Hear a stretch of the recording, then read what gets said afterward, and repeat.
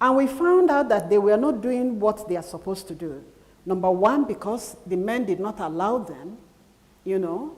Number two, some of them that were widows, whom we bought machines for. We bought some machines for some widows, actually.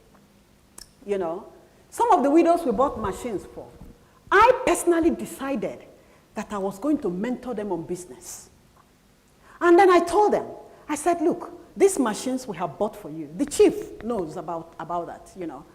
What I want us to do is this. As you are grinding in a day, if you make 10 naira, excuse me, if you make 10 naira, bring 20 naira out. We will keep it for you. Spend the other one in training your children and, you know, but that 20 naira will be kept for you so that you can use it to rejig your business from time to time. We started that. But, you know, the women became resistant. They didn't understand. So when they didn't understand, I told Chief, let's leave it, you know, let them just.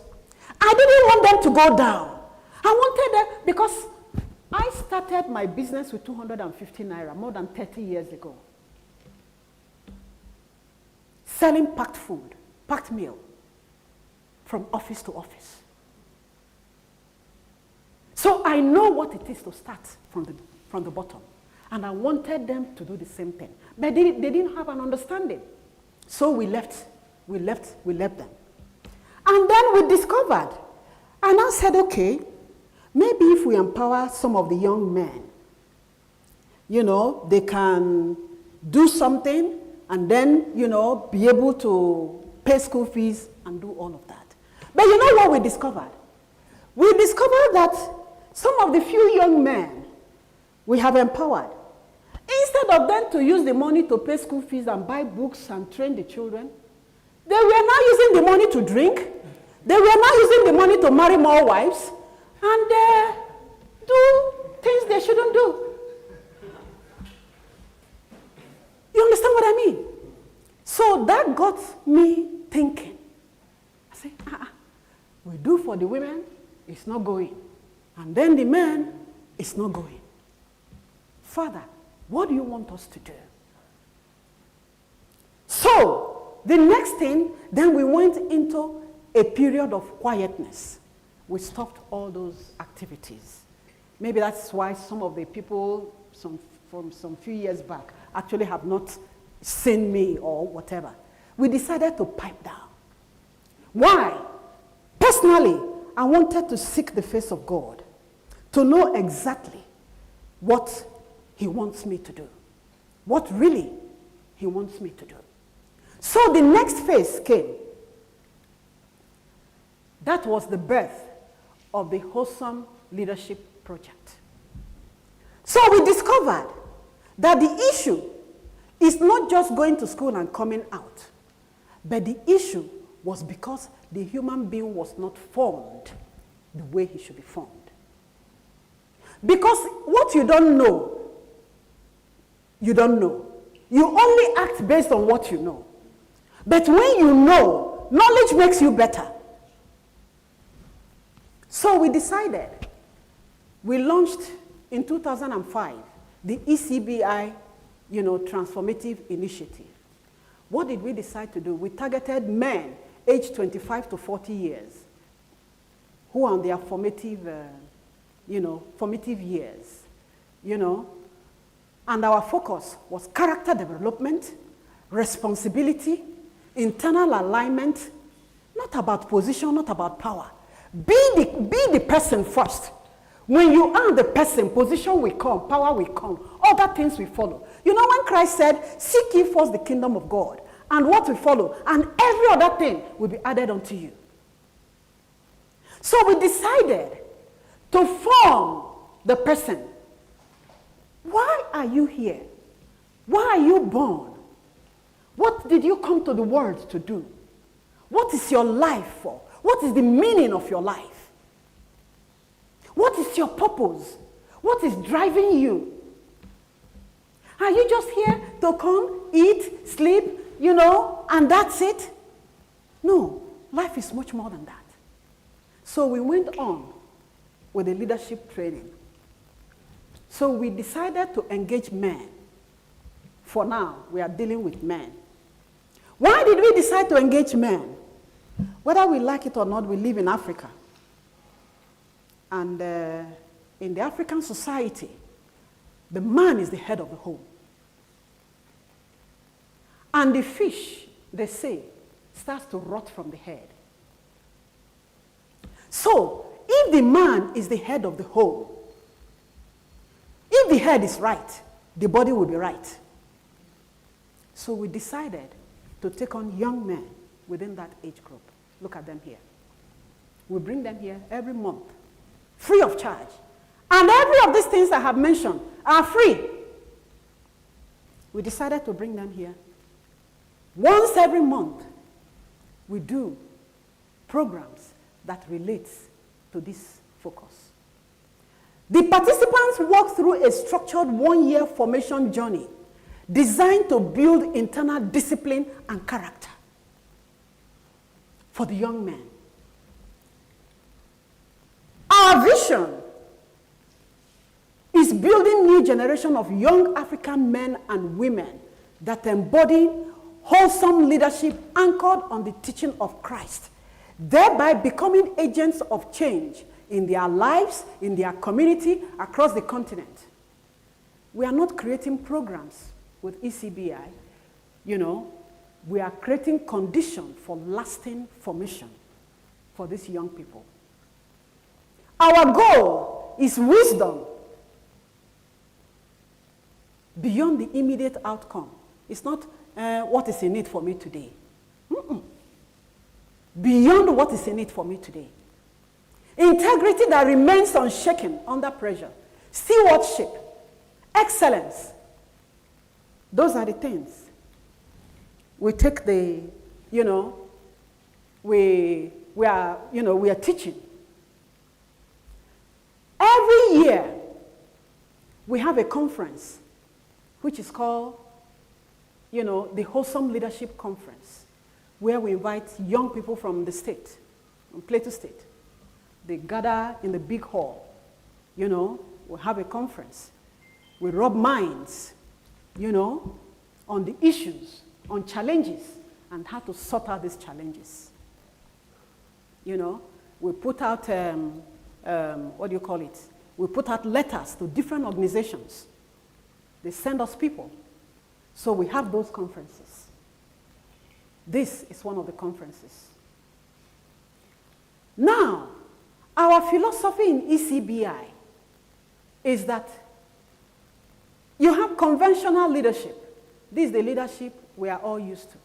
And that is why it's failing us. Do we have leadership training in Nigeria? We have. We have leadership schools. We have leadership trainings, seminars, conferences, you name it. But why is it that leadership still fails us? So we now came up with what we call the wholesome leader. So instead of this conventional leadership that has not served us, we went into wholesome leadership. From wholesome leadership, you need to understand why you are here on earth. You need to understand your purpose. You need to understand your life.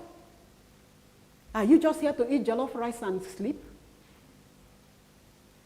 You need to understand that. You need to have a vision. What is your vision?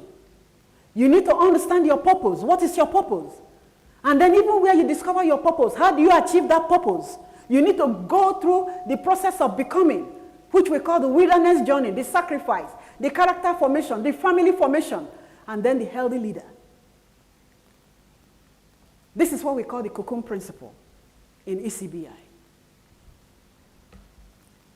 So, after all of these, we adopted a model. In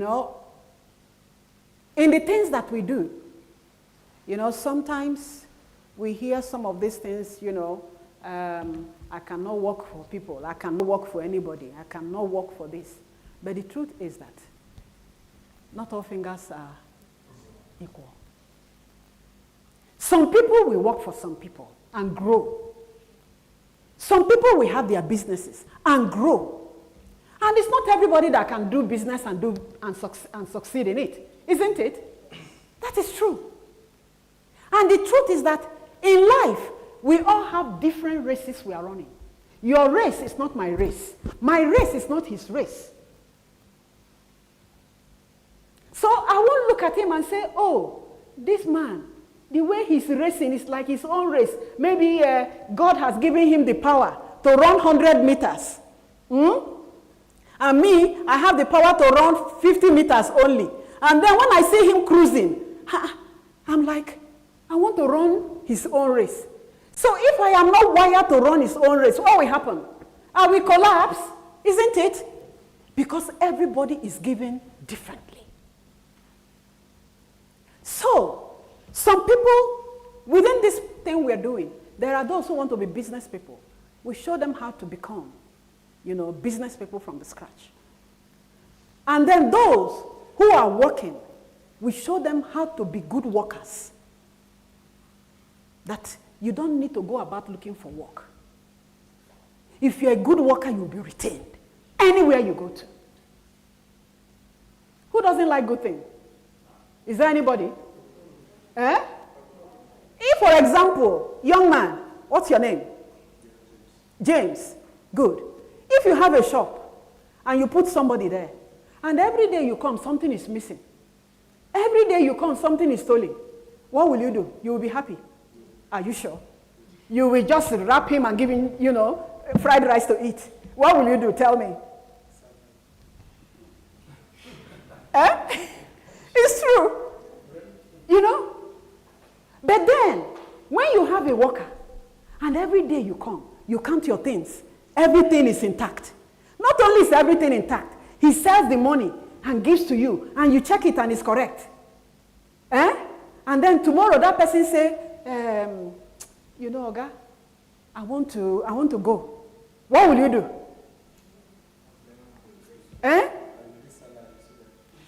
To stay. Now you are talking. So you see what we mean? That is exactly what life is. You will ask the person, what do you want? Stay. But if he's the one that is giving you headache, what do? You open the door and say, look, the door is open. I beg. Is it not? Because when you eat the business down and the business close, what will happen? The people that are working there will now begin to go and look for work. People who would have benefited from that business, you would have closed that business. Isn't it? That is the truth. So now, these are the people that we have trained. You know one beautiful thing about this. One thing I have noticed is this. That's my observation. People hardly want to give things to you. People hardly want to give things. Hardly before you get anybody who give you things for free or spend their money on you. But you know one thing? We have trained these young men so much. Each time I see them, my mind is jumping. We have trained them so much that now they are the ones using their own money to train these other young people from schools.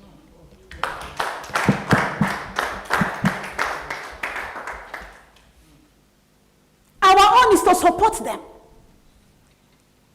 They train these young people with their own money. I have never seen it. Truly speaking, I have never seen it here. So this is what our formation platform has brought. These are some of the, people. And then we now decided, we said, look, for us to have progress, for us to be who we should be, they say Africans don't like to read. We now decided to open a book club to make sure that these young people who we have trained should read. When you are walking, your leg is exercising. Your hand, you move your hand is exercising. The only thing that can exercise your brain is reading. Without reading, you can't think. That is true. You can't think well if you don't read. It is only reading that can make you think well. So we decided to open a book club. And all of them are members of this ECBI book club. Now, we have the next set of people. The next set is ongoing now. And they will do this training for 1 year. They are not paying 1 penny. Every month for 1 year. It's not an easy journey. But I tell you, it is a satisfying journey. So, we are passing the baton. They are passing the baton because what do? We train them to have the capacity to train others. So now, they are training others. They are training others. If you look, this is their logo. The alumni body. We have an alumni body. We create an alumni body for them when they graduate. They have their president, they have their vice president and all their secretaries and so on. You know? So, this is their logo. Here is salt. They have become the salt of the earth.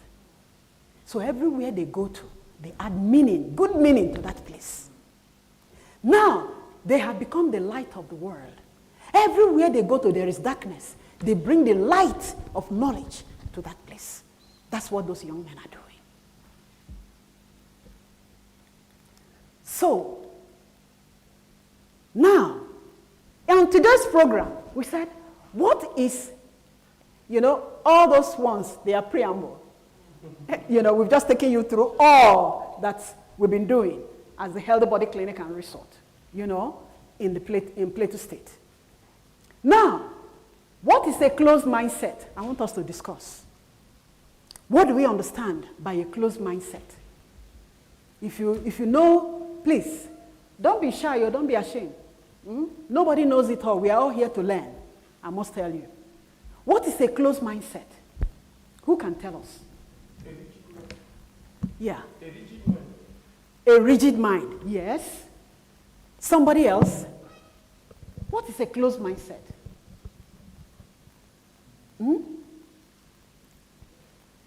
Somebody else? What do you understand by a closed mindset? A rigid mind, yes.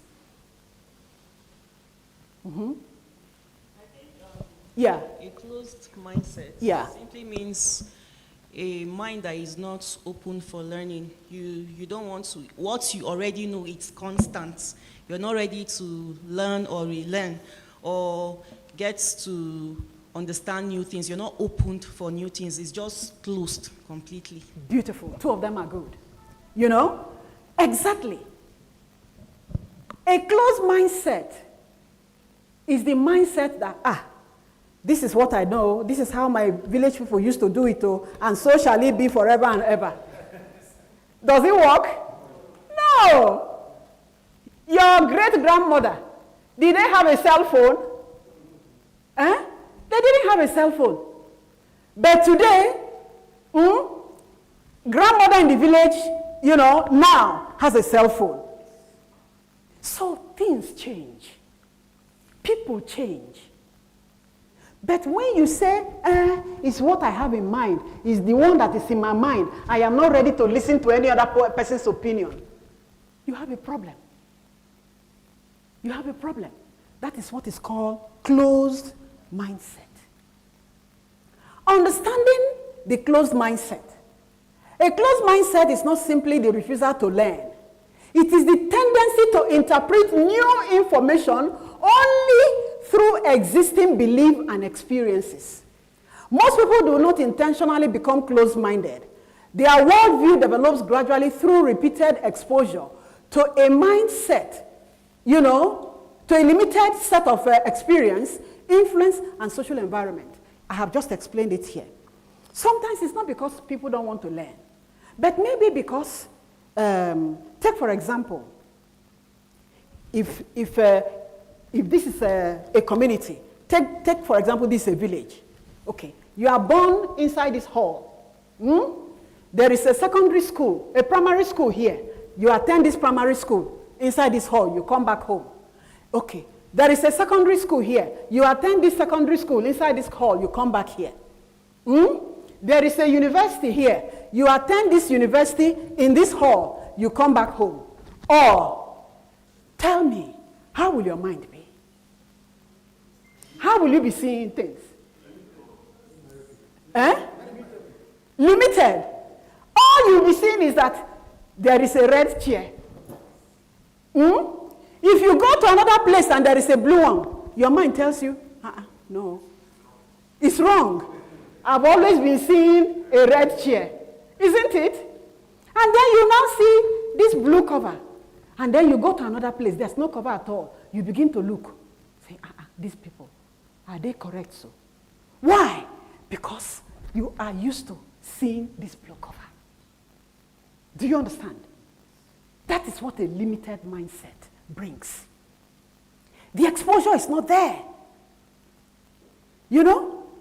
So, if, for example, you have lived on the plateau all through your life, I tell you, the day you go to Lagos, you will think they are mad. Is it not true? I'm telling you, the day you get to Lagos, and then they wake you up by 4 o'clock. So, by 3 o'clock, you have to prepare to go to work by 5 a.m. Why? Because by the time, in fact, even 5 a.m. is too late. 4 o'clock, you're already on your way. Because you must get to your office by 8, if it is 8. If it is 7, you must get to your office by 7. Come late 1 or 2 times, you are shown the way out. And somebody is quickly there to replace you immediately. So when you leave this environment, and then you now get there, and then see that kind of attitude, say, what is wrong with these people? And you discover that there are some people who live here, go over there, they can't cope, they come back home. You understand? So, it is good. Like I always tell my staff, don't be limited to, go out. Explore. You have a day off, you can run to Abuja and see what is going on there. It does what? It opens your mind. If in your house, you know, like here, I know that people love dog meat. True or false? You know, there are places you will get to, it's an abomination. And then you will say, why? We will love dog meat. The moment he sees you coming, he's hiding his dog. And then you now feel insulted, isn't it? You know? Because different places, different cultures, different things. There are those who don't eat pork. But here on the plateau, pork is eaten.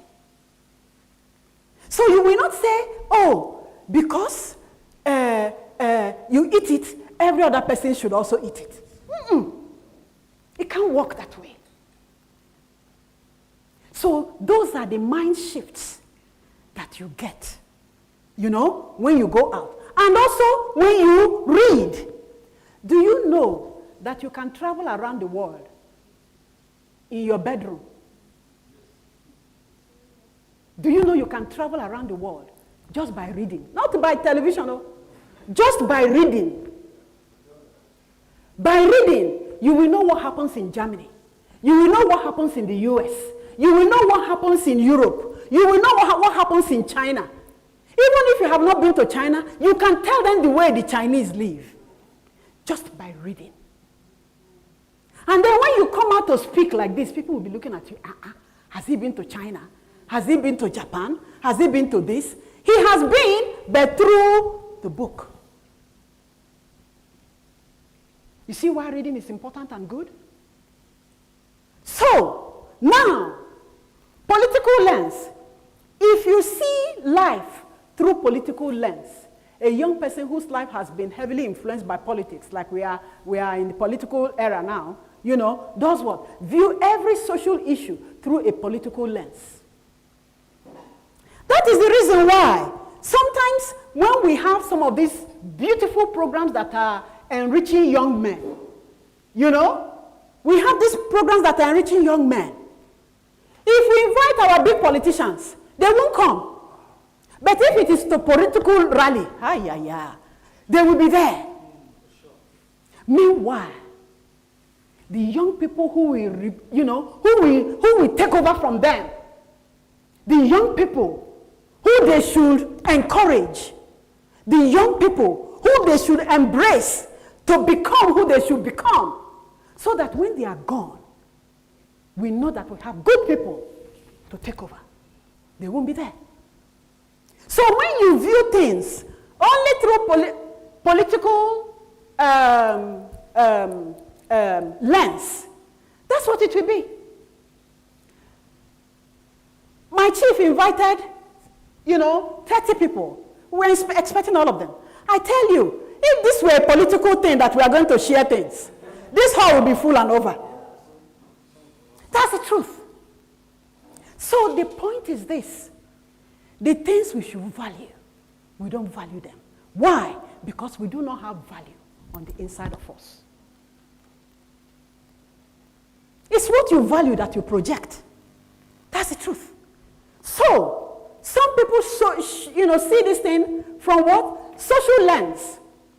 An individual whose environment emphasizes on ethnic, tribal, religious, or sectional interest may gradually come to see society primarily as a competition among groups. Why? Because you're seeing it just in that light. Say, no, like I always tell everybody that comes across me, I have friends, from everywhere, whether it's Biron, whether it's Angas, whatever. For me, I don't care. You are a Plato person, you are a Nigerian, I'm okay. But when it is that, even within this our small Plato state, we are saying this one is Biron, this one is this one is that. So how can we unite to develop the state? Knowing and understanding that what I have, you don't have. What you have, I don't have. But if we can come together, let me tell you this. The day every one of us in this Plateau state decides to unite and come together, terrorists will not have root in this state. I'm telling you. Insecurity will be a gone thing. Because you know why? You know what? The devil is always looking for a loophole. And the moment you give that devil the loophole, he comes in to do what? To kill, steal, and destroy. It's in the Bible. So you don't look at. No. We don't do that. I mean, people come to do business. I'm a businesswoman. Nobody's forcing me to do what I'm doing. Nobody. And nobody can force me to do what I'm doing. But I do it because this is who I am. Anywhere I go to, everywhere I have lived. When I lived in Kano, before I came to Jos, when I was leaving Kano, the women were begging me. They were begging me to stay. In Kano, we started Healthy Body Clinic from Kano. Kano was the first place. Husbands will write letter to me to thank me for the influence I had on their wives. I will teach them how to cook. I will teach them how to do, most of them, they have plenty money. They have money. When those women come, when we are having group, you will see jewelries all over. You will see cars, packed. But they don't know how to do anything. So I teach them. We teach them how to cook. We teach them how to do this. We teach them how to do that. And then they now take it, they teach their children. And then the husbands will write me a letter. Thank you for what you have done for my wife. Thank you for what you have done. When I was leaving, some of them said, look, we are going to waylay you on the road. You can't go to this Jos. But we have to come. So what am I saying? When you add value, you don't care. I don't care wherever anybody comes from. Most of them are Hajias. I'm a Christian, and they know that.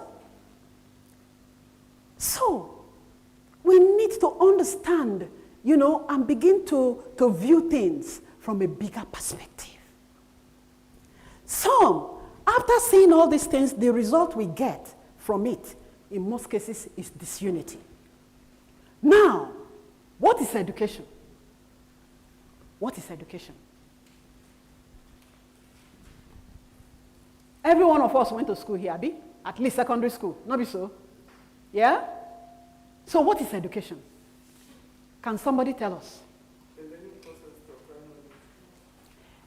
Okay. I want to hear from this side, though. These people, they are not talking. No, manager, come here. These people, they are not talking. Eh? Acquisition of knowledge. You know? What is education? What does education mean to you? What is education? Acquisition of knowledge, to get knowledge. So when you get that knowledge, what happens? Eh? Beautiful. You put it into practice. So when you go to school and then you get education and you are not putting it into practice, will you call yourself educated? No way. You can't. When you go to school, and then after you graduate from secondary school or the university, and then you close your book, you put it down, and then you go back to your village and then begin to do, how? How?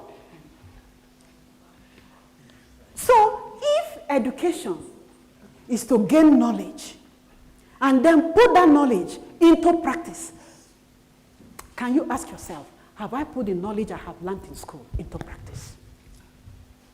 Ask yourself that question.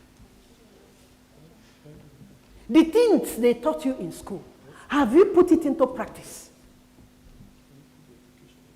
Or you are just living, you know? Eh? If James do this, you do. If Martha do this, you do. Whatever this one say, you do. You are not asking questions. You are not putting your knowledge into practice. Now, for many people, education is reduced to acquiring certificates. We have talked about that before. You know, people just think that, okay, let me go to school so that I can get this paper and then I will get employment. Some of them come here with those papers and you sit down face to face with them, you're interviewing them, they can't answer one single question. Meanwhile, their result is filled with A. And I'm like, my dear, how did you get this A? And they are looking at you, feeling embarrassed. You see, let me tell you this. You can't cheat life. Oh. No, you can't cheat life. If you try it, life will mama you here and there. And then you know one thing. Sometimes because you're young and you can still get away with a few things, you think, oh, you know, it will be like that. No, it's not like that. A time will come when if you do not develop, you will blame yourself. Even the uncle that is giving you, when you knock on the door too much, you say, tell her I'm not in. It's true. Tell him I'm not in, I'm not around.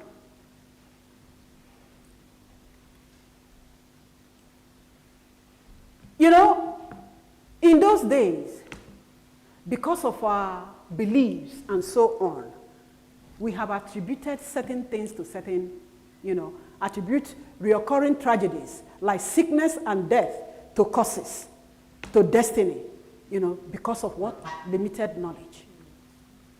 Sometimes you discover that,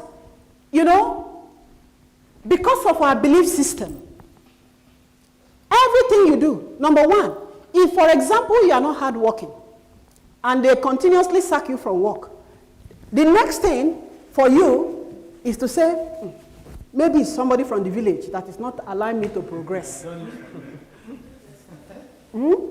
It's from my village. Oh. Eh? It's the village people there, exactly. But you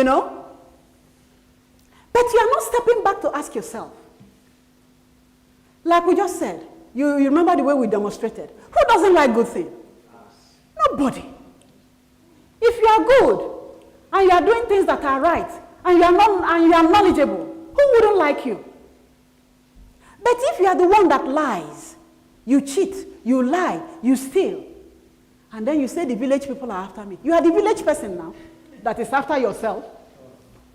That's the truth. And then sometimes also, because of limited knowledge, there are certain sicknesses that will come.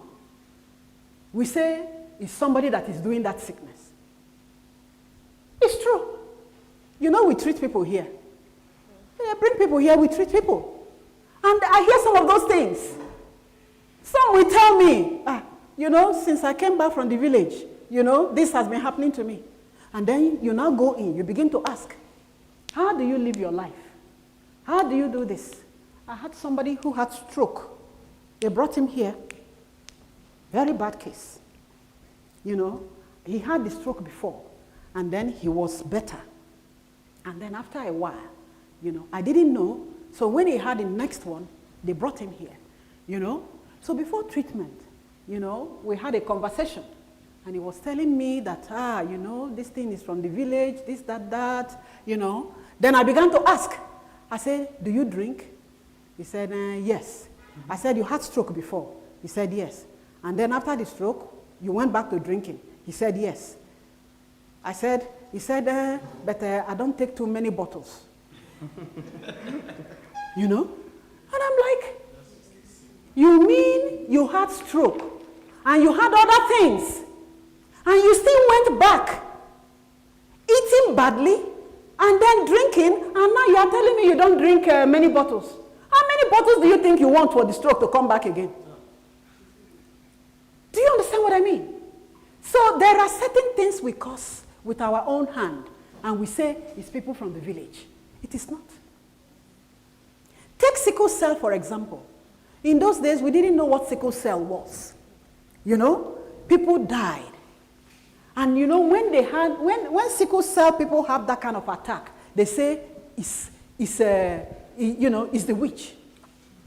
But it is now that we are getting to understand that sickle cell, that is how they get attacked. That is how they behave. Those are the kind of things that happen to them. And this is where knowledge and living responsibly come in. Why do people develop narrow perspective? Why do you think people have narrow perspective? We have just talked about it. If you don't move out, the biases you have will still be there. If you don't go out, if you don't interact, join a debating society, talk, and so on, your this thing will be limited, So, why new ideas often trigger resistance? Sometimes when somebody brings a new thing, a new idea, what happens? Some people resist it. Some people will tell you, no, we don't do that here. Because they are afraid. They don't want to try new things. They are comfortable in their comfort zone. They don't know that something else can be better. So they remain there. And then when they remain there, what happens? You can't know. You only, view things via your own perspective. And then what happens? You become defensive. When they tell you, oh, this thing is not right, you go, what do you mean? What is not right about this? You become defensive. Are you telling me that I don't know anything? Are you telling me this? No. It is because there are other opinions. Whatever your opinion is, take it, judge it with others. Look at it. Find out which one is better. Look, for me, you never finish learning. Nobody finishes learning. And the truth is this, nobody knows it all. I learn from you, you learn from me. Look, even me, I learn from a fool because a fool has something to give me. A fool teaches me not to be foolish. So he teaches me a lesson. Everyone has something to give to somebody.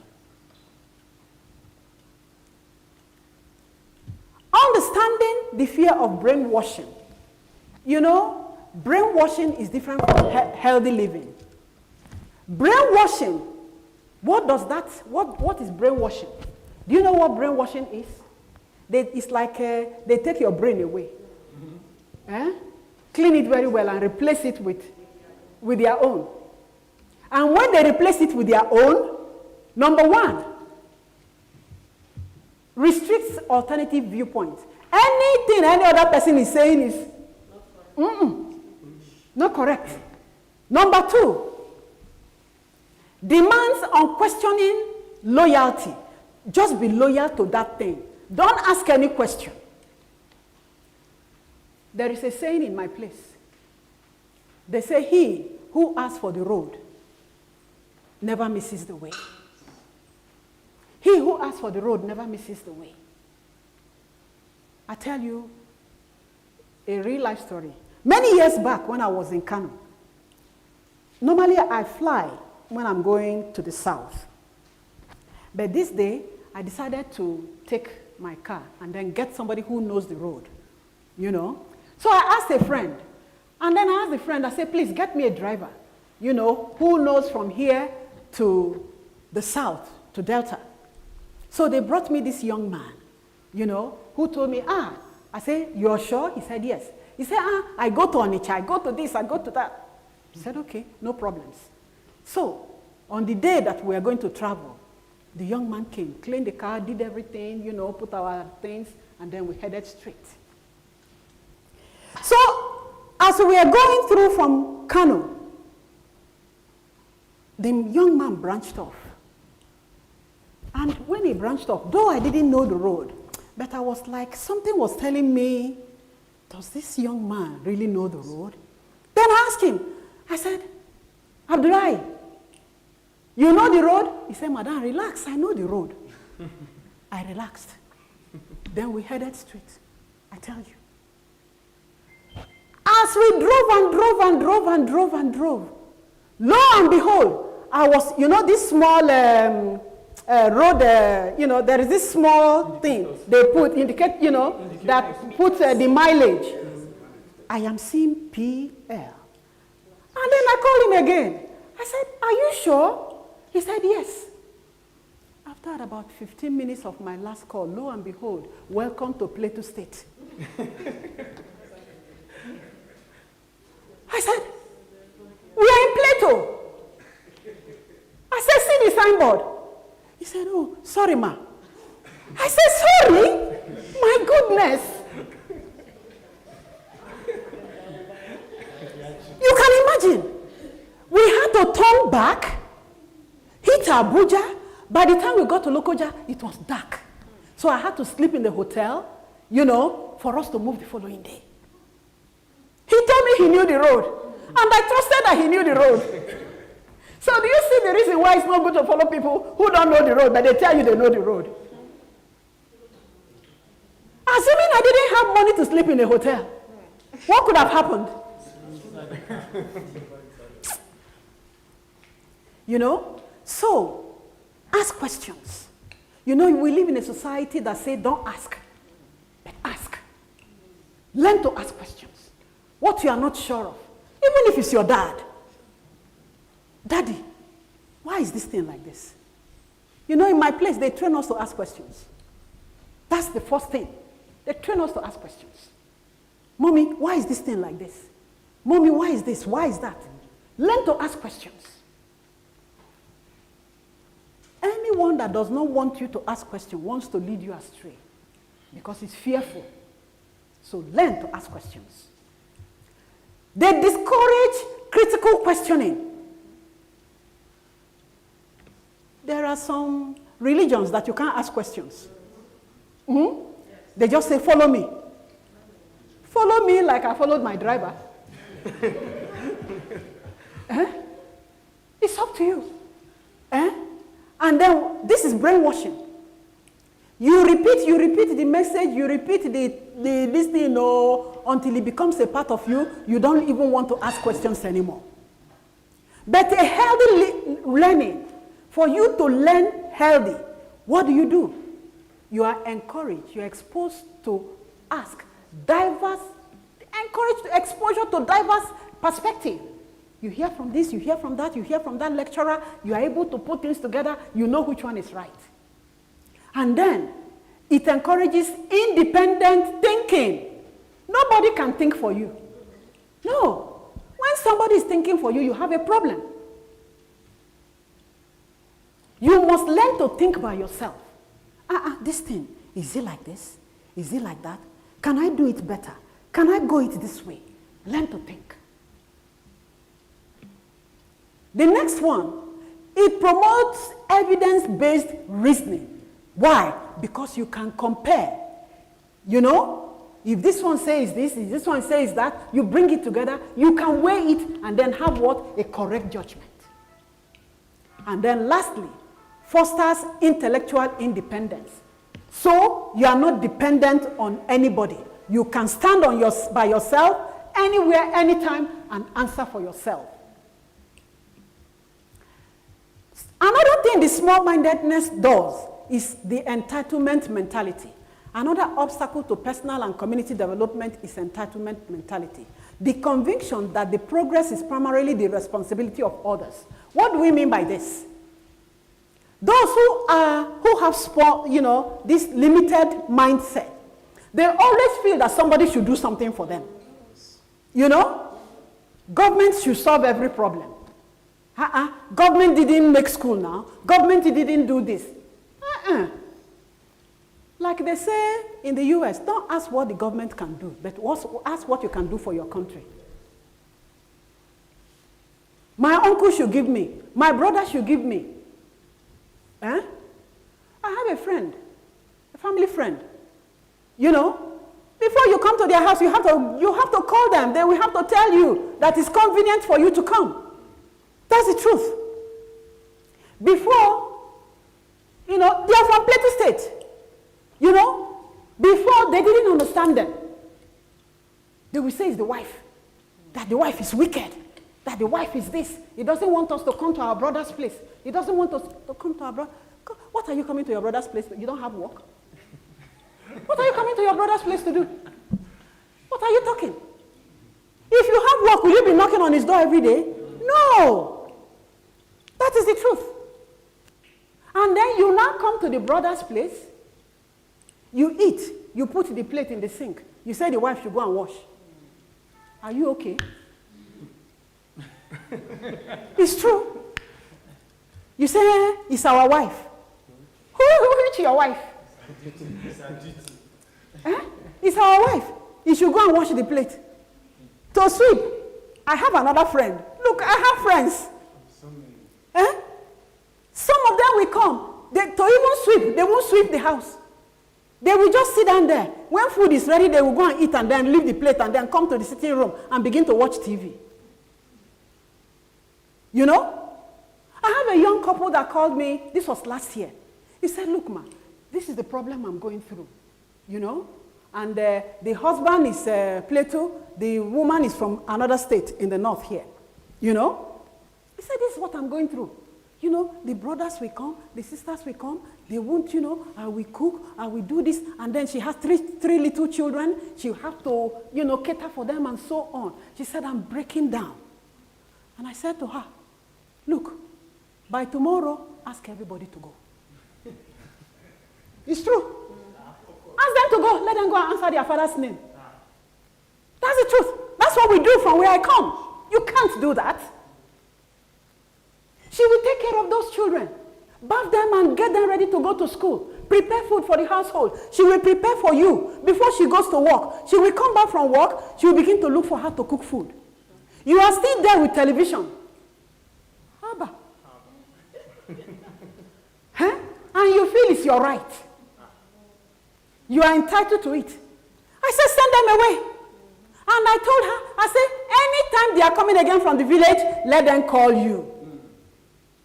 If they call you, if you can accommodate one, accommodate the one you can accommodate. The one that you can't accommodate, tell them there is no space. You are busy. And you know what? Since she sent those ones away, and of course now they went to the village, they told the village that they've been sent away. And you know the village will not ask you. And they say, we told this man to marry from here. Now he has gone to marry from there. See now. See how they are treating us. But I tell you, since that day, the husband and wife and the children have been living happily. Because before, quarrel, the man doesn't even want to come to the house. He just come, he change, he's going to do one thing or the other. Is that life? That's the truth. So these are the things small-mindedness do. And I said to him, look, tell your husband, when you have money, send. If you have, you can send to them. But have your peace with your family. Now, if you see the joy in that home, you won't believe it. If you see the peace in that home, you won't believe it. Look, let me tell you, the truth must be told, whether you like to hear it or not. Sometimes we use our own hand to destroy our own self. And then at the end of the day, we go to church, we are praying, God, give me joy, give me peace, give me happiness. Meanwhile, you are the one using your hand to make joy to run away. What stops those young people from looking for work? From working? Huh? So, these are the kind of things. You know, the second one, wealthy people should help us. I have another friend also who has a business. He put some of his brothers there. He told me, he said, Madam, I don't know what to do. If I send these people away now, the people, you know, my mother and so on, they will complain. But my business is run down. I don't know what to do. You know? I said, get people who can manage your business.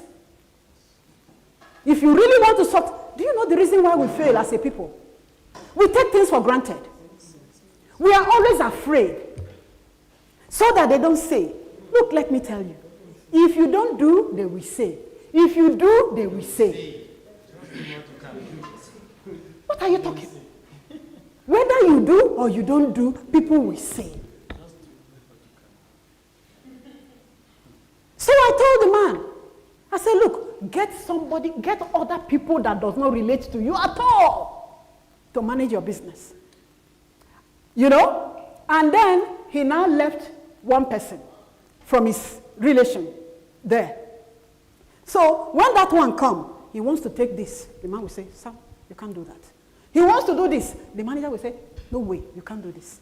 So he now, we now go to the brother and say, this manager is a bad man. You know, I want to take this. He say no. I want to take that. He say no.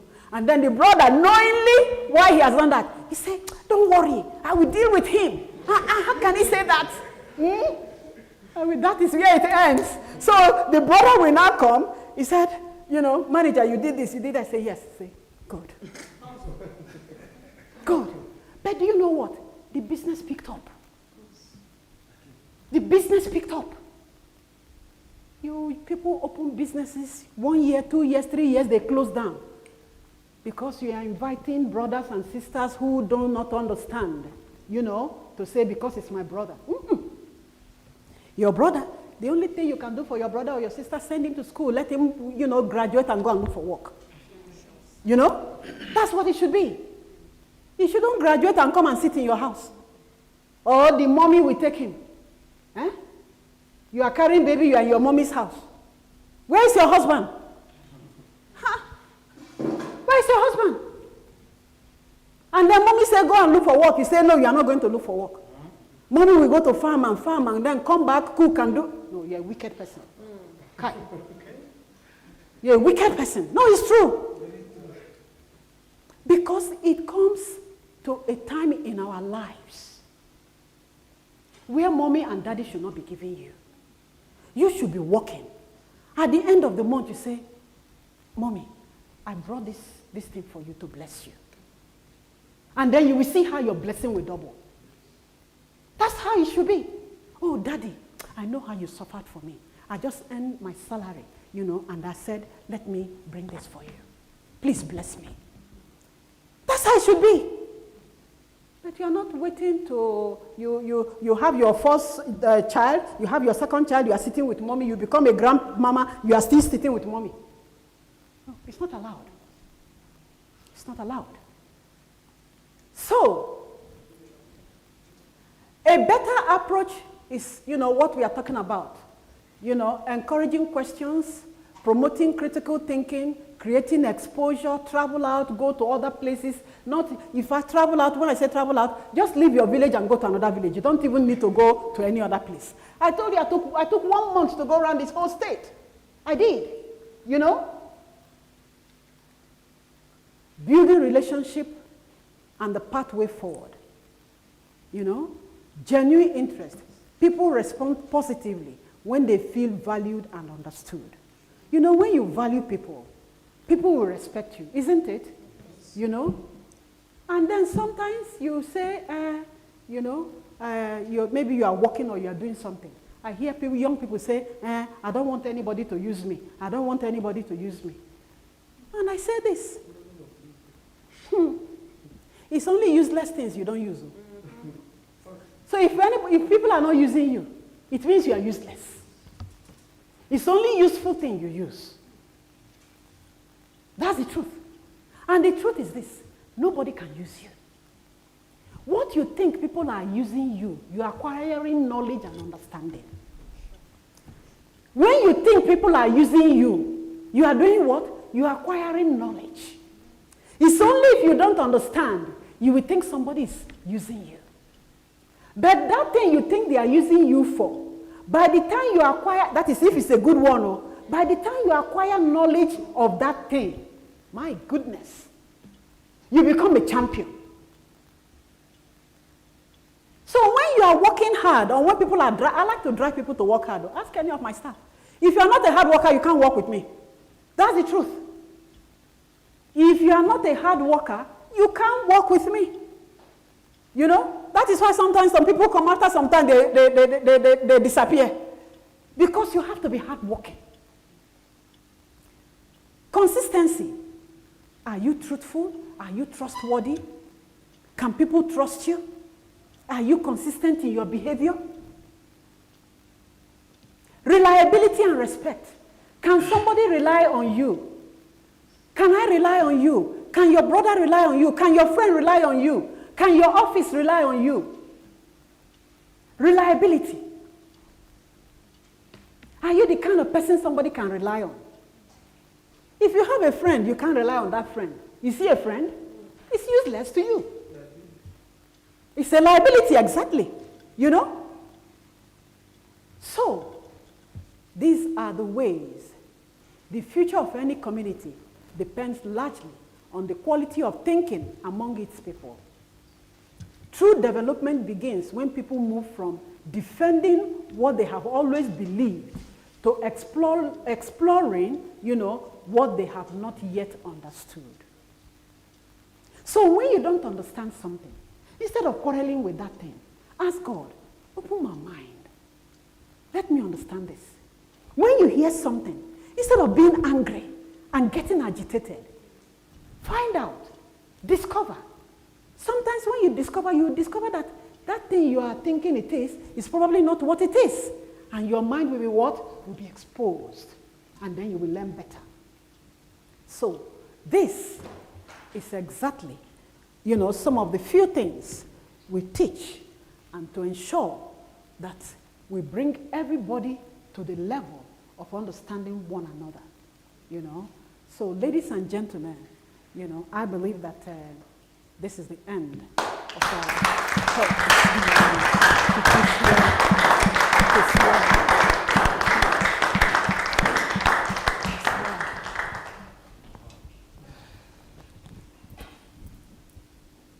Yes. This wise saying says, ignorance is not an excuse. Mommy, I think if I have missed this session of the program, I will tell you I have lost a lot as an educationist. My dear brothers and sisters here, we that are present here will bear witness to our society. I like one single statement Mommy made. She introduced herself and said, Kwata. And nobody can deny that today. This project is a Kwata project. It's a project that we have missed a lot. If I had known, the blind man says, if I had known that I was not born blind from my mother's womb, I would not like to be blind again. Amen. Is that correct? You see, somebody is crying because he's blind, but we have eyes to see. Honestly speaking, the benefits of all what we have just gained now has added knowledge to us. And I want to say that,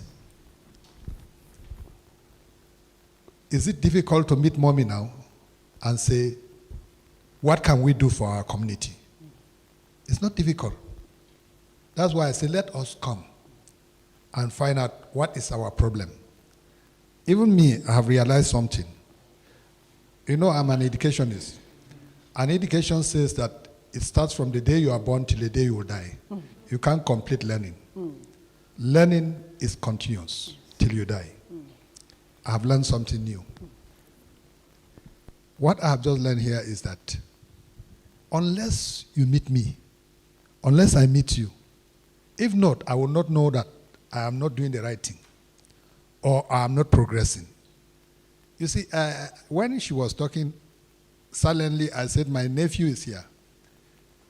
Education is what, it does not stop from acquiring other things.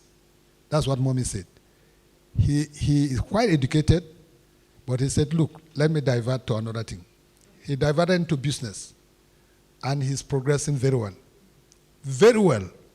I'm happy because the children are quite educated. And this is what I have been crying.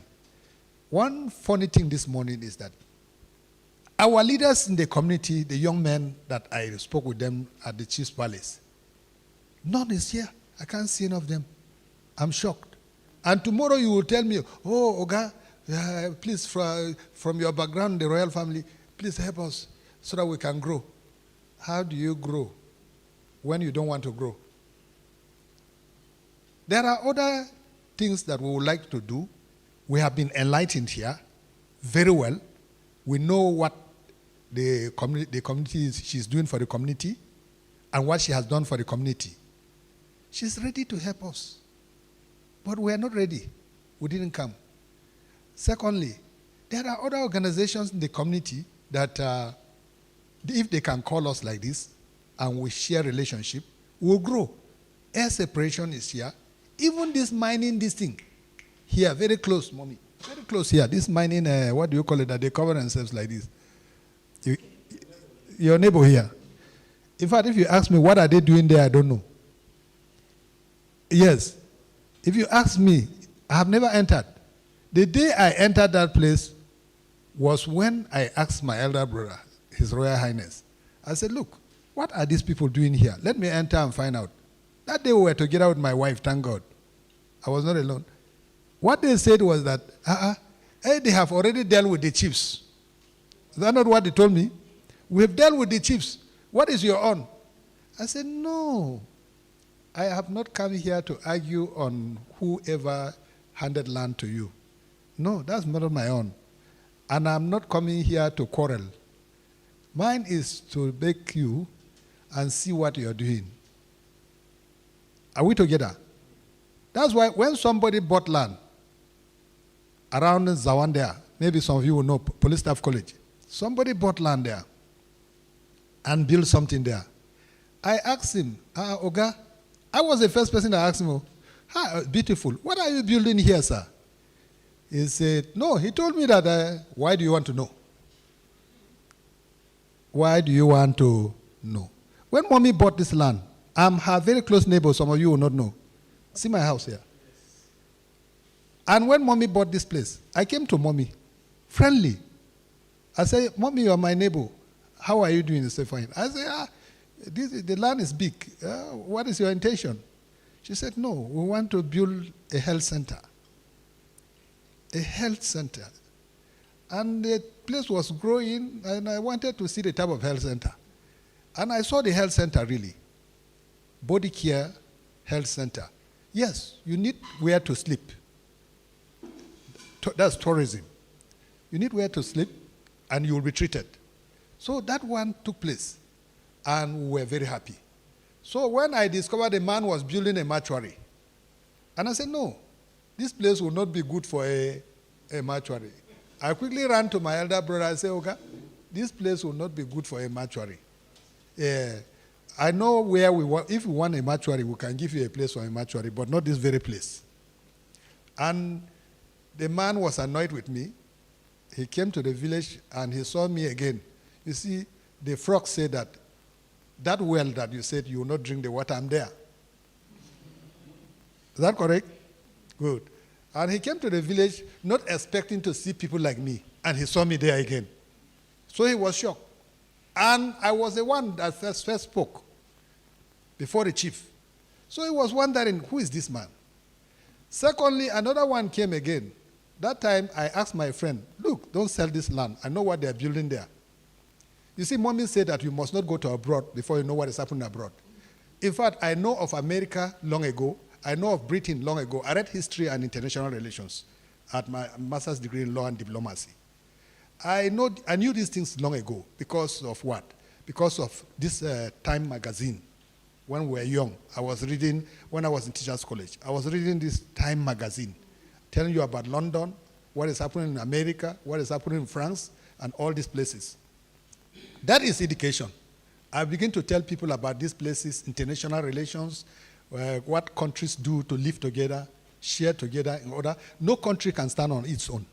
No nation can stand on. Nigeria has all the mineral resources. But where is the manpower? Where is the technology to develop it? We have to sell it as crude.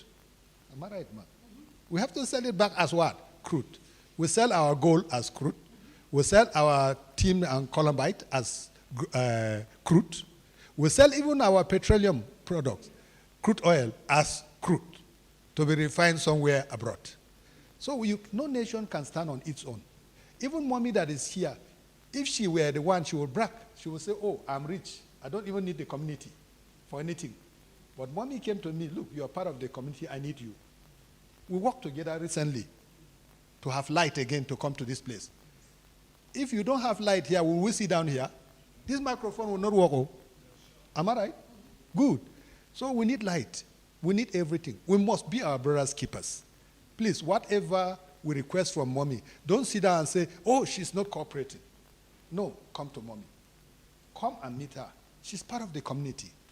That's why we're here. And we have gotten the education.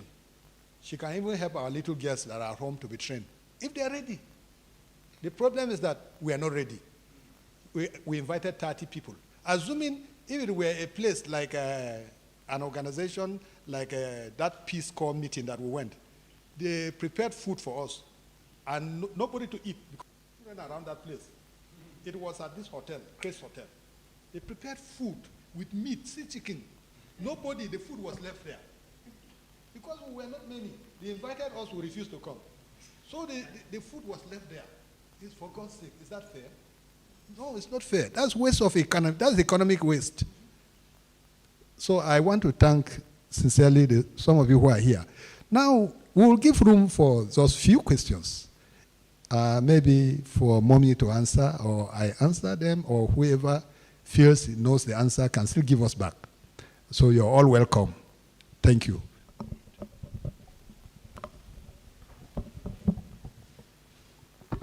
Thank you very much.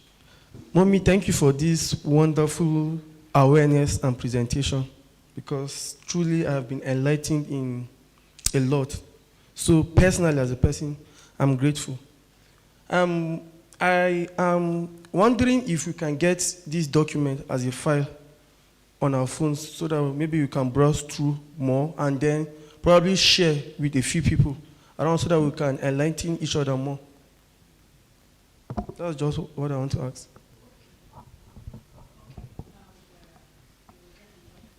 All right, thank you very much.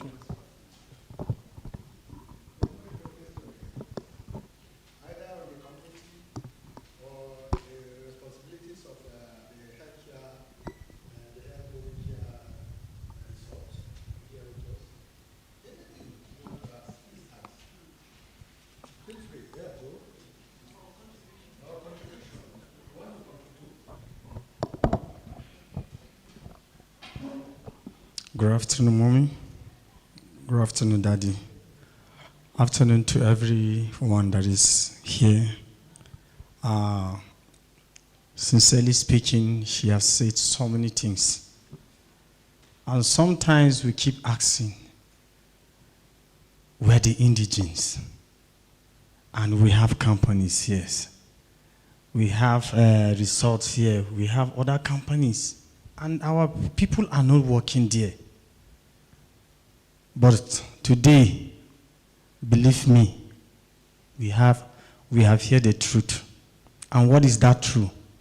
Is the discipline. Most people that you find out, maybe they are working. I was working in S preparation. This is my friend.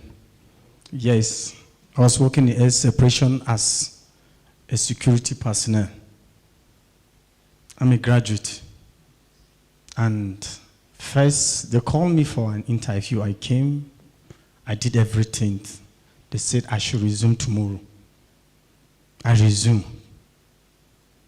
So, I was thinking that maybe this is a big work that they will give me. But before I should know something, they now told me that it's a security guard chance that was given. And I told myself, life has to start from somewhere. I picked that. I did 1 year there. Through that, I started processing for my wedding. I was still working there. Along a line, then something came up. I just realized that we were under, the security personnel were under a group, not direct company. You understand? So they we're supposed to be paying, what I'm telling, I think we once discussed with you, we're supposed to be paying like maybe 50,000. At the end of the day, it's 24,000 that they were giving us. And one day, the manager, because I was the head guard, I came, I met some people that they were more than me. But my superior came and he told me that, Joe, today, you have been made as the head guard of this security. And I told them, why? I have my seniors. So how do you want them to look at me? He told me that, is it me that I will direct him? That he see the potential. Not at, what I'm saying is not that I'm perfect. But what discouraging me from leaving the work was the salary. I have a target. I have a family that I cater for. I have parents.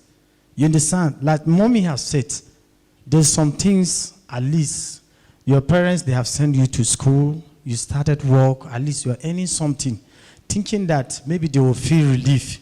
That, and now, if we can see, let's just look at our society today. You see most of the graduates, they are at home. And the work that they are doing is not something that they can maybe even help at home. Talk more of to help themselves. So what even made me to leave the environment was the salary. And at the end of the day, I have to meet the manager by myself. I told her that, please, I want to know, how much are they supposed to pay us? She told me that, how much are they paying you people?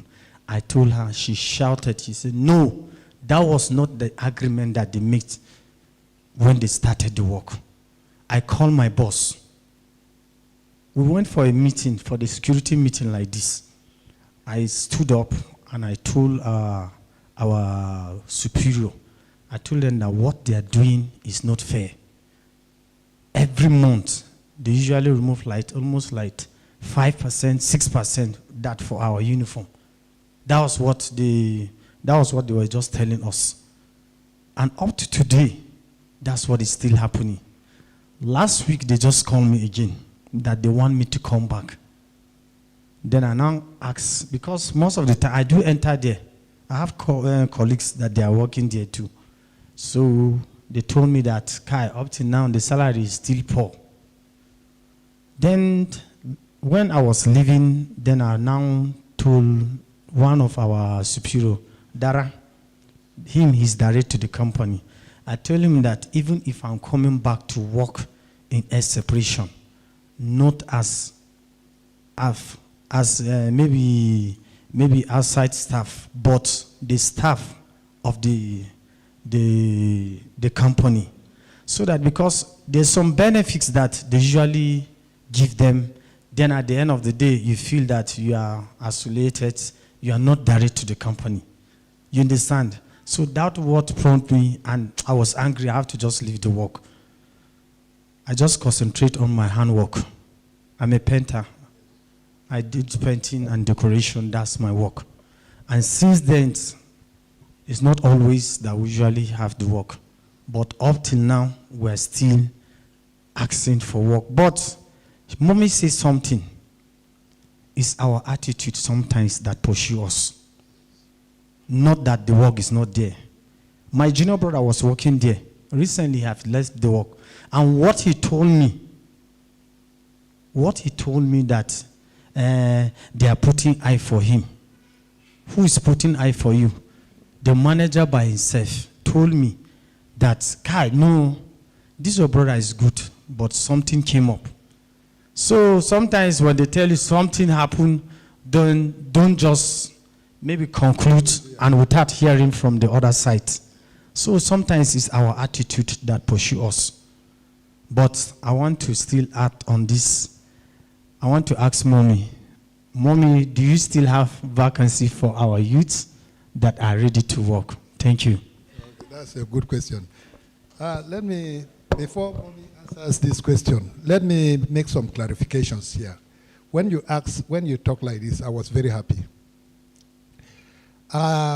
Your issue, when you told me your issue, I didn't relax at all. You know, my elder brother is a chief. He's a one in position. So by tradition, he's not supposed to come out and talk. That is our tradition. Some of you know the tradition. The chief is supposed to delegate most of the time. So what I did is that I used what we call an executive fiat. I bypassed some of the chiefs. Let me tell you, even the one Kwata, I didn't inform him. I went to the company myself when you told me. I confirmed something from that company. They gave the security under contract. You have a contractor that pays you. He gets his money from the company and then reduces his own, takes his own, and then whatever percentage is left, he pays the security. And then it was too much. Then I personally wanted to see the owner of the company, the entire owner of the company, that is the director of the company. One funny thing is that they will tell me, they will inform the man. And they refused to give me his phone number. They refused to give me the man's phone number. I went to my elder brother, asked him, give me the man's phone number. My elder brother was agitating because he knows my character. He was agitating to give me the man's phone number. He didn't give me because I will phone him directly. It's not fear, but it's good to interact with somebody and know the problem. What is the problem? I found out the problem first. If there's a problem, I will tell you. Let me tell you something. When they send some of our youths out of Grand Series, I went to Grand Series to confirm this thing. In fact, the information I got from Grand Series, and I went back to the village, they didn't know. If I go directly, they will not tell me the truth. So I used somebody to pass through that channel so that I get the truth. They went and stole oil. Some stole sacks. I don't know, subuhu. You know it? Some stole the sacks, some stole oil. I said, look, is that what you have done? He said, yes. I said, bye-bye. Do you know one thing I hate in my life? Do you see me like this? Don't say you are suffering, no. I have suffered, oh. I'm from the royal family, but it's not everybody in the royal family that is rich. The royal family, we have 4 ruling houses. 4 ruling houses. In fact, in my own ruling house alone, if I tell you that I trained 16 people with my own money, 16. Some of them are graduates today. Some are diploma holders. 16 from my house alone. That's my own ruling house alone. But my friends were buying plots. My friends were buying plots at the Holmborg to build houses. I told them the houses are human beings in my house. So I did that with my money. So please, if you work in an organization, let me tell you one thing that you should avoid. Do you know what when I was leaving government work for 35 years, do you see this biro? I left it there on my table. Bye-bye. Did you hear somebody come to PCW and say you had money? No. If I wanted money, I am telling you the truth. If I wanted money, this is not a house. This is a boys' quarters. But if I eat that money, even God in heaven will not forgive me. Even human beings forgive me. God will not forgive me. God that's supposed to forgive me first will not forgive me because of what? Children's money. I was the director of studies, director of examination for the whole VET. The executive director cannot set an examination without PCW. I will be there. Doctors will sit down like this. They will set their own sections. They will pass them to me. I will be the only one with one of the doctors in the boardroom. And then everything will be safe. That's why the executive director, both Lamorde and Dr. Mrs. Lombin, they were happy with me. I left this biro on the table when I was leaving. I didn't, even the water that I was given, I left it there. Let me tell you the truth. Don't take anything and go with it. You will work happily, you will sleep well. Do you see me like this? Bar hypertension. No, all my legs are correct. No stroke. No hypertension because I sleep in the night. If not for the insecurity, PCW will sleep from 8 o'clock till 7 o'clock in the morning. I don't go anywhere. In fact, people have come to call me with work. I say, no, thank you. If it is teaching, thank you. Do you know this teaching I taught for 40 years? Not 35, 40 in the classroom. I'm tired. Thank you. So I'm telling you, if they employ you, don't steal. That's the first thing you should not do. Don't steal. Let me even tell you, I quarrel in the church. Even the church, I quarrel. My catechist is here. You are looking at me. You don't know me. I told my people in the church that we should account for the money in the church. No accountability up to tomorrow. I will say it anywhere. I'm not afraid to say the truth. If you are afraid to say the truth, you will not be ashamed to tell a lie. Thank you. Anybody from that side? Oh, mommy, you want to answer now? You will answer last, huh?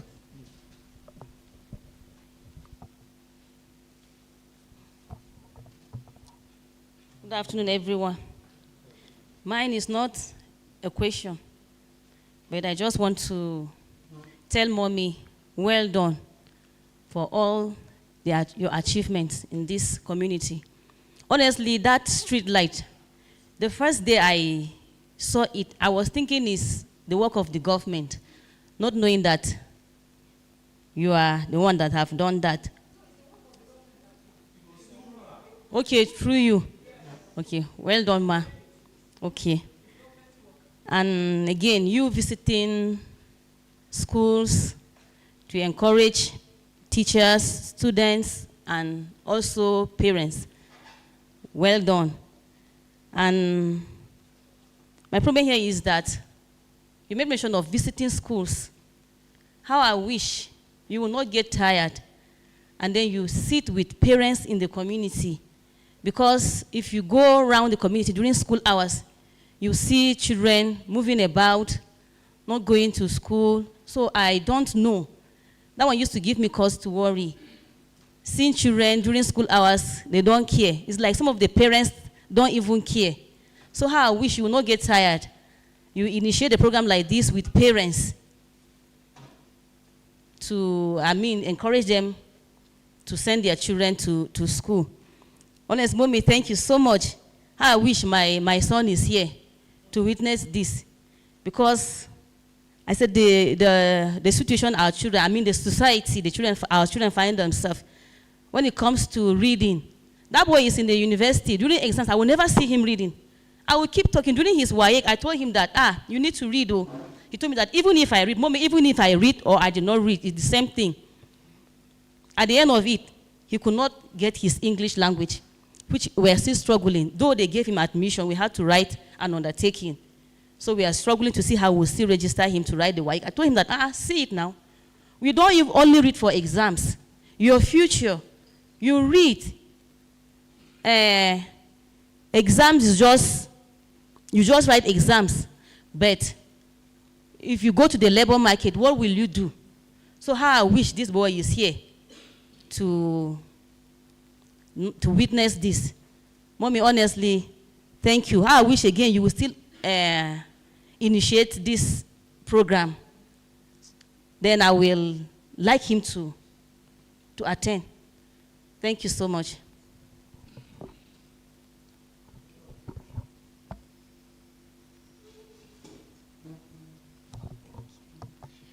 Good afternoon. Good afternoon, Mommy. Good afternoon, Daddy. Good afternoon, everyone. I really want to thank you for the enlightenment today, even though we came late. And in line with what you said today, I read something somewhere. They said, going to school is not to show your employer your certificate, but to prove to them that you actually went somewhere for a particular period of time and were able to be dedicated and learn new values there. So when you go to present yourself to your employer, he assumes that you have already learned those things there. So when you go, you just do them, just like you said. And then I loved everything about it. Being someone that just graduated recently, my lecturer left us with one thing. He said, in our world today, it is not about certificate, it's about sabi-ticate. It is what you know that gives you work. And when I came here, everything you said just aligned with what the little that I already know. I want to say thank you. And then lastly, you mentioned something about treatments in the clinic. And then I want you to enlighten us on, because I'm not aware of it, it's because you mentioned it and it wasn't that clear. So maybe you tell us more about it. Thank you. All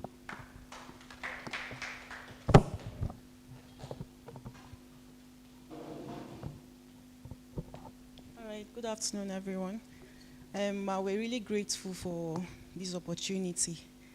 Mine is not a question, it's actually a comment. Because sometime in 2019, when I was preparing for my wedding, we came here. We came here for a photo shoot. And there was a little misunderstanding we had, and somehow you intervened that same day. But the thing was, there's an impression I had that day.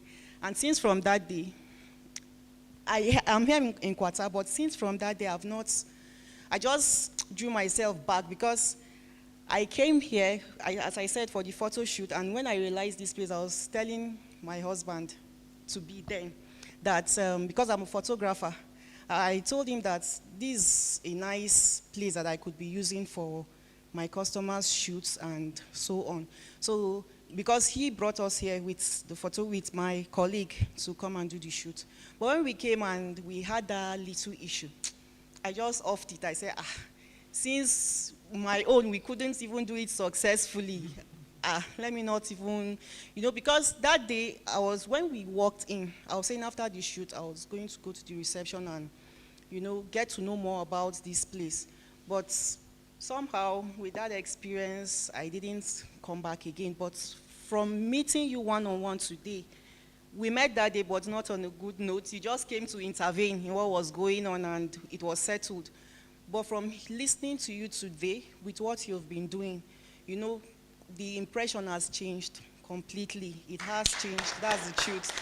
And I'm just hoping that from now, what she said, because I was going to add to it that about the clinic, I don't really know about it, so it would be good you give us more orientation and enlightenment about it. And then we'll see, because I was even saying then that when I came in and noticed the swimming pool, I was saying I was going to somehow register and start learning how to swim and all that. But from that impression that day, everything changed. But from now, I'm saying that it's going to be better. Thank you.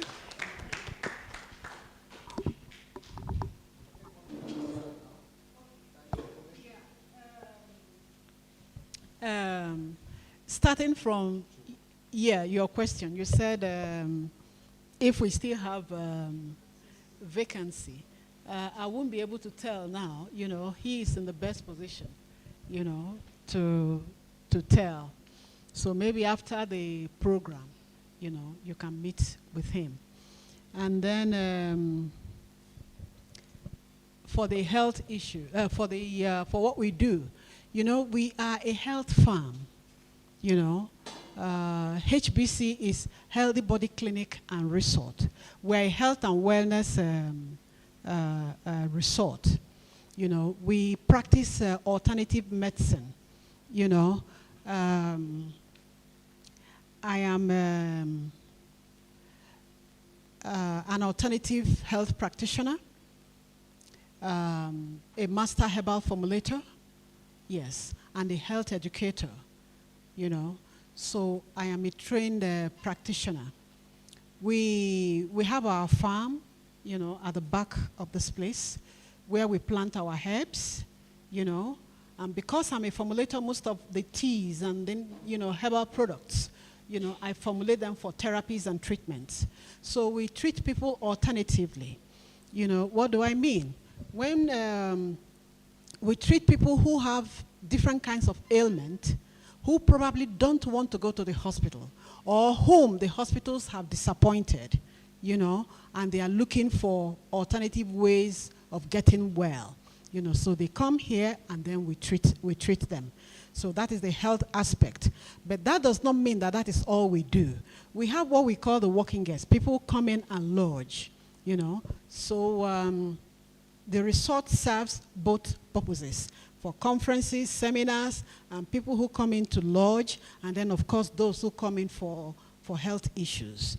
So those are the kind of things that we do here, you know. And then for the, I can't recollect the experience now. You said you had, you know, but I'm glad that, you know, you've been able to overcome it today. Yeah, but there is another thing I want to say. You see, in life, we come across challenges, but never allow one challenge, you know, to, you know, weigh you down and, you know, yes, you know, never allow one challenge to overcome you. Because whether we like it or not, you see, every human being is not the same. We are totally different. You know, the way we react, the way we talk, the way we do things will continuously be different, you know. And then the way we handle issues also will continuously be different, you know. They said, there is a saying that as close as the teeth is to the tongue, the teeth still bite the tongue. You know, so you won't say because the teeth bite your tongue, you will cut off your tongue. You know, so I am happy that today at least you have a change of mind. You know, we are welcoming people here actually. You know, yeah, maybe once in a while there could be friction, which is normal, you know, in life actually. You know, but don't ever allow things like that to, you know, to block you. Okay, it is well. You know, I'm glad that you came in today. Thank you. All right. Okay, there was one more question. She asked if you could continue. Can you ask your question again? Oh, okay. If I could, well, it's something, you know, for the ladies, for the women. Is it the one you are talking about, the mothers? Yes. Uh-huh. It's something that we need to think about. You know, I actually share what you share. Okay, and the repeat of this program. We will think about that also, you know, we will think about that, you know. I am particular about the young people, you know, particularly those who don't want to go to school. And I understand that even the mothers are pulling them out from schools for mining. And I'm like, you know, I had discussed this issue with somebody. You know, I had discussed this issue with somebody, I think, at about a month ago or so. You know, these are things that government can come in and say, look, we can't do this, you know. And somebody told me something, you know. He said, in those days when they were doing tin mining, that was exactly what happened. That people left school and everything to follow the white man to do tin mining. And right now, those who did that are actually suffering a lot in their lives. Because the young age is the time you develop yourself. You learn skill and so on. Now, you never can tell what will happen. A government can come up tomorrow and say, no more this kind of mining. You know? In fact, what we should do as a people is, look, stop all this digging of the holes everywhere. Government can take over that section, employ the people, make it standard, give them, kit them so they don't breathe in those things and injure themselves, and they don't go in when it is raining season for the thing to collapse. You understand? This is what government is supposed to do. And it is easy to do. I tell you, it's so easy. They can come in and stop this thing. And anybody, who has not finished the secondary school, primary school, has no right to be there. Okay, now, if government comes in tomorrow, or maybe in 5 years' time, and then stops that, number one, these kids would have wasted their time. By the time they are drawing that out, they have overgrown primary and secondary. Even to go to learn work, because they get this quick money, to stay to learn work becomes a problem. And now, when that becomes a problem, time is going, age is going. You now come to a time, you don't have skill, you don't have education, you don't have anything, and then you are old. What will you do? It's going to be a huge problem later, truly speaking. So if we can come up with a solution whereby no child will be seen in that place, truly speaking. I remember there was a program like that sometime, I think somewhere in the south or so, where children were beginning to hawk things. Until the governor came and said, any child they see hawking things, they will carry the child, they will carry the mother and father and lock them up. You should go to school. So I think we need to look into this. Thank you. Oh, you want to add something again? Yes, I want to add something. Okay. Thank you. What I want to ask, and I want to add, sorry, please, the traditional ruler is here. I think before we even reach to the government, they say charity should begin at home, right? Daddy, you are here. I'm just surprised mommy even knew about this issue of miming. Yes. I thought maybe she would have something keep bothering me. I say, this issue of miming, and if you go to the school today, go to the primaries, you will not see students there. Go to the secondary, you will not see them. And most of them, they are in that miming site. When you talk to them, all they feel, what are you giving me? They are showing you money that they cannot do anything with it. And they end up taking things that at the end of the day will destroy their bodies. So please, I think we have to start from somewhere.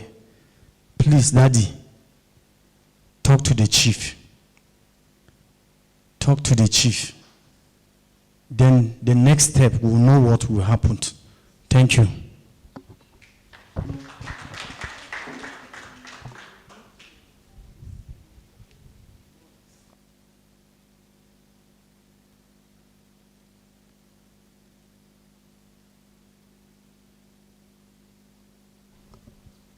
My dear brothers and sisters in Christ, I use the word in Christ because we are all Christians. I have not seen a Muslim here. I want to sincerely, from the bottom of my heart, I would like us to stand up again. All of us will stand up. Only mommy will sit down. I have not given her a show of a clap to appreciate her for the presentation alone and the benefit that is going to come out from it. Can we, as I used to do with my students, I've forgotten who is an expert here, a sound clap, yes? Good, you are. Okay, can we go? A sound clap, another one, another bigger one. To the mommy. Thank you very much. I think I have said it that we have benefited, isn't it? I lay my apology and disappointment to mommy. In fact, I thought I was even going to ask, like how the disciples of Jesus asked Jesus, what are we going to give these people? And she has given us something that is out for us to see. And some people said, Mommy is difficult. I have gone around. You know, I'm a teacher by profession. So I went around to make my research. They say she's difficult. I said, is that so? Yes. But I told somebody, I said, look, my house is just at the back of the hotel. And I know the benefits I'm getting from there. They said, what benefit? I said, no, I will not tell you the benefits. But do you know something I'm going to do? Why not we meet Mommy? Is that not what I said? Why not meet her? If she's difficult, we'll meet. You see, what people say on the street, don't take it home. Don't take it home. You hear me? No human being is difficult. They said that time that it was difficult to see Governor Jang when he became a governor. They said it was very difficult. Who are you? I said, I am nothing, but I will see him. I saw Jang. In fact, the person that I was struggling to see and I couldn't see him, I only met him when he was very sick, almost about dying, was Baba Bodman. I met Baba Bodman said, is that what you wanted to see me with? Oh God. And they refused to allow you, he said yes. You see, the bottlenecks are not even the governor. The bottlenecks are the chief of staff, what do you call them, pressmen, security and what?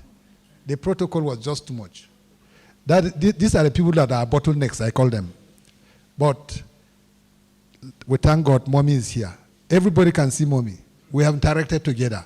Go back and tell the story that Jesus is alive. And it is not difficult to see Jesus Christ. Believe in him and you will see him. So, are we grateful today? Please, my disappointment is those that did not come. And I will still pursue them. Look at how they were pestering me at the Guam Palace. Go? You were there. Look at how they were pestering me. Daddy, do this, do this. Okay, look, let me tell you something. There is a program that they are bringing to Kwata. That's why we were there. And in that program, they are asking for counterpart funding. Are we together? Are we not going to tell Mommy? We will tell her. She's part of the community. When we start the clinic. Is that right? We will tell many people. We will contact all the companies around about the clinic so that we build a beautiful clinic, a health body care clinic. Please, your message, I will take it. And maybe you don't know, we were in a meeting for more than 5 hours because of that thing. There's one thing that the children are taking these days is more than even alcohol, Mommy. They call it ice. In fact, there's another latest one, Loco. They call that one, is it Loco or something like that? One boy took it at Trade Center here. They started eating grass. Yes, he started eating grass like an animal. I'm telling you a reality. I witnessed it. I'm not just telling you, it's not a fiction. Nobody, I saw it. They were carrying him to the hospital. I don't know how they ended up. That is what I will tell you. As they started eating grass, a human being eating grass, not food again. And the ones with gogoro cannot finish one tin of mamai. So you see, I don't know what we're going to do. You are telling me the meeting we had almost 5 hours, and I was tired for nothing. Somebody is still taking the same thing. So what I'm trying to say now is that I told my elder brother, we have to. I will be holding a workshop for all the Meangwas. Recently, we are planning for that workshop. I'm going to give them what we call political education, awareness, create awareness in them. Because I asked one of the Meangwas a question, he couldn't give me an answer. 3 of them, I asked about 10 of them, nobody has given me an answer. I say, you are Meangwa? He said, yes. How many people do you have in your Angwa? He doesn't know. How many houses? Okay, houses we can count. Oh. How many houses are in your Meangwa? Meangwa, he doesn't know the number of houses in his Angwa. So please, I'm going to do that. I'm planning for that. So, Mommy, we're grateful. We're grateful. Thank you very much. That will even stand as my vote of thanks. Now we can go back to prayer. Manager, let me appreciate you. You are the key to our success. Do I say you are part of us? Yes. You are welcome. You are the key to our success. Honestly, I have been working hand in hand with him these days. Not only because of this program, because they had a problem with the electricity that will enter here. I said, no, it must enter. And we have succeeded. It's entering by the grace of God. So I am happy with you. You are doing your job very well. Please, I appreciate everybody for coming. God bless you all. Yeah. Thank you, sir. Okay. Thank you so much, sir. Thank you, Mommy. I know I have not spoken here today, so I'll start by introducing myself. My name is Mr. Emeka Nabuhe, and I'm honored to be here. I'm the manager of HBC Resort, and on that ground, I want to say that HBC is in the community, is of the community, and more than 80% of the staff are indigenes of, this place. And what we do here is not just the regular boss-staff relationship. It goes beyond that. I mean, ask any of them who work here. They will tell you. We can go on and on and on and on, talking, advising, praying. Mommy does that a lot. I mean, we have Bible studies every week, twice a week. Like Mommy would always say, you don't throw the bath out and the baby away for a reason. And thank God at this point, we realize something, that at a point, even when the baby refuses to leave the bath water, both of them will go. It's because of the baby's attitude, Abby. So, everybody is welcome. This is home. This is hospitality. And hospitality, the key in hospitality is that everybody is welcome. So please feel free. Like I was discussing with a woman a few weeks ago, I told her, Mommy, calm down. Don't be aggravated by things you hear. And Mommy has also said that here today. You hear things you are not sure, ask. So thank you very much, everyone, for being here. And also, I double as a program manager for the Excellent Capacity Builders Initiative. It's an NGO. Mommy has already mentioned it earlier, but I'll clarify a few things. We are into male development, male and female actually, but for the time being, we are focusing on men. We've had our first cohort last year, 2025, and the current cohort now in 2026, we are doing a whole lot.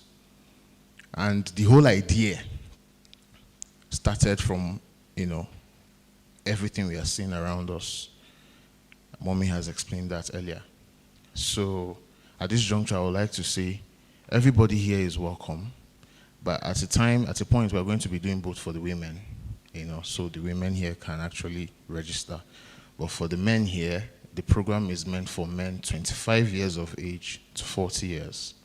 So please, this is a very good opportunity to learn more, And like you heard her speak, this is only a tip of what goes down here. Every Saturday, every first Saturday of the month, these people come in here. In fact, some of the people have even graduated, and some of them that are currently, you might even know them.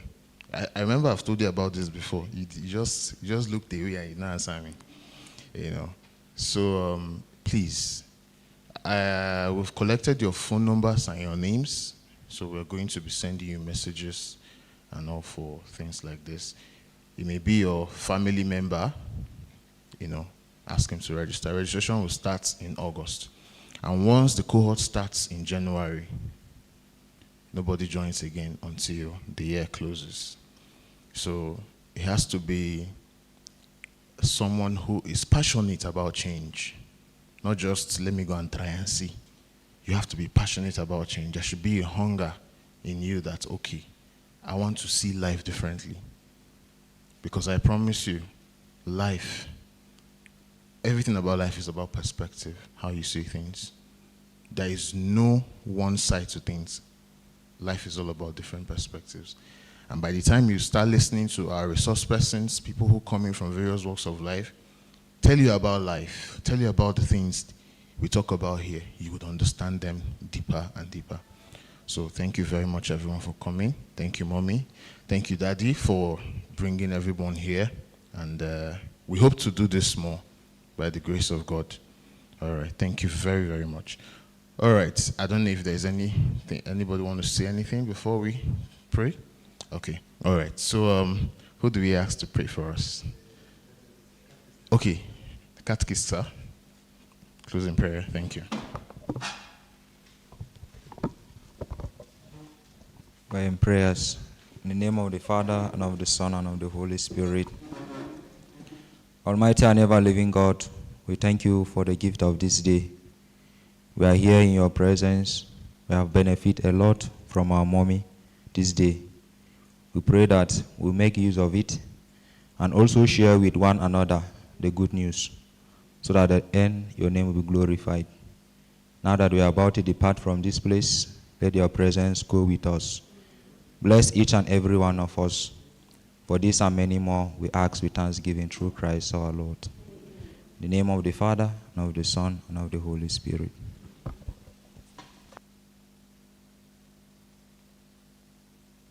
Okay. There is also item 7, gentlemen and ladies. So we'll do well to serve ourselves outside with some sandwich and tea.